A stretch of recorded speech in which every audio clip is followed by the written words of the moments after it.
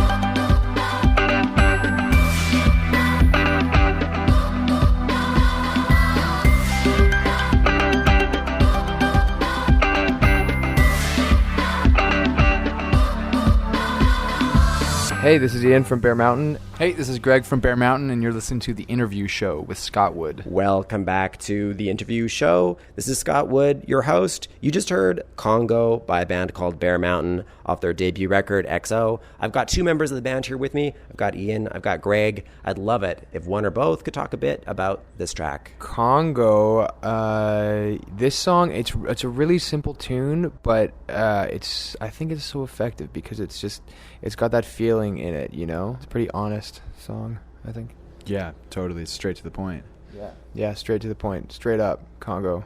It tells it like it is. Nice. We're here right now in the band's studio. I'd love you guys to pick one object and talk a bit about it. Here, I'll show you. There's a book over here, actually. So this book is called Angel, or Angel. It's a special collection of the best erotica of John Patrick, and it's an erotica novel. I'm going to read a passage right now. Flattery will get you everything. Yeah, that's what I came for, all right. Everything, he says boisterously, taking me in his arms. As we kiss, he grinds his sex into mine. Not so fast, I say, pulling back. Drinks, remember? So this is a piece of inspiration that I like to turn to every once in a while. I can see now where all the lyrics from Bear Mountain come from. Yes. Angel. Awesome. So I'm going to switch gears a little bit. Ian, you talk a lot in interviews about the city of Berlin and how much you want to work there. Yeah. Specifically make the next Bear Mountain record there. So I don't know why I love Berlin so much. I think I just found my happy place there one time. Yeah, Kompelnest 3000. If you go to Berlin, you got to go there. It's like the craziest bar you've ever been to. But I feel like Berlin, for me, I mean, maybe it's because the time I spent there or what I was doing there, but it's just like my happy place. My sad place. Yeah. Ian and I shared an apartment in Berlin for a brief and weird time. It was like a one bedroom. I was with my girlfriend at the time and our best friend, and shit got weird pretty quick. But yeah. So there was four of us. It was me, Greg's girlfriend at the time, who was actually my ex-girlfriend as well. I know, it's so fucked up. And then one of our best friends, James Thomas, who's like a singer-songwriter. I gotta say, if a girl takes a turn on one twin, why would you want to go back to the same and well? move in together with everyone. It was really weird. it's the only time that's ever happened, and it will never happen again. It was too weird. Okay, I don't want to sidetrack, but we're talking about Berlin so and how it relates to you making music. So the thing about Berlin is like the dance music scene there is the way I think of it. Like I only got into dance music like the way I'm into it now or whatever, like a few years ago. And I used to listen to like really hard electro and like, you know, I always thought you had to go so hard to like, you know, like slay a crowd when you're DJing or whatever. But there they never do it. They keep it so, I mean, sometimes they do, but they keep it so tasteful all night long because the parties go for 2 days, you know? If you go to like Berghain or whatever, the party goes on for like almost 3 days. So it's like they just pace themselves so well, and it's almost like this evolved dance music thing, and I'm just fascinated with it. And it also like the really minimalistic, like what you can do with, you know, what can you do with one drum machine and a couple synths, you know? It's just like mature dance music, I think. Yeah, I love it. So that sounds like an awesome experience, and it sounds like you could get a lot of music out of that. Totally. But we're in Vancouver right now. Yeah. It's your hometown. Why don't you talk about what Vancouver can give Bear Mountain? I mean, Vancouver, definitely, like, the scenery is nice. We got some good friends here. The people, I don't know. I love Vancouver. We grew up here. Like, we were born here. We've lived here our whole lives. And obviously, we've moved around and stuff. We're still here. So I feel like just every time I come home to Vancouver, like, every time the plane lands or every time we drive back in, I'm like, oh, I love this place, you know? Hey, this is Ian from Bear Mountain. Hey, this is Greg from Bear Mountain, and you're listening to The Interview Show with Scott Wood. I'll fake it so bad and spend the time that we need and build a house on the hill that falls to the sea. I'll spend my whole lifetime trying to be. Now I'll break it with you if you take it from me.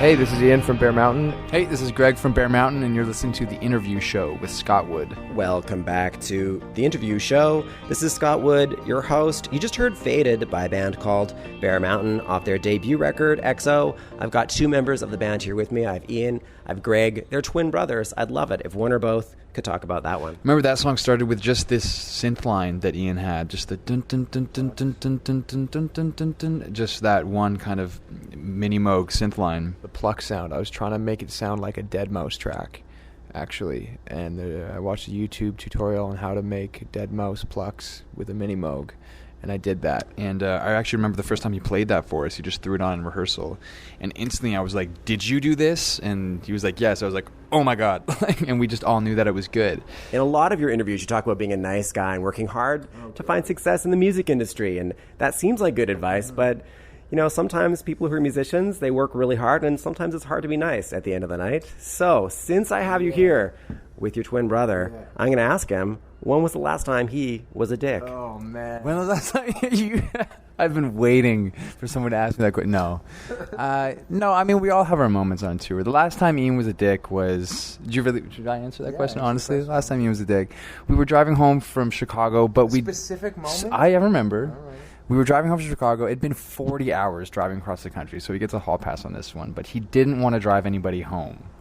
He refused to drive anybody home. And I was like, Ian, you're being a dick right now. Only because every time we pull back into Vancouver, I end up driving everyone home That's so not true. I always drive people home at the end of the night. Well, the last time. Okay, whatever. It was tired. I spent 40 hours in the van. I hadn't slept. Everyone slept. I just drove. It's true.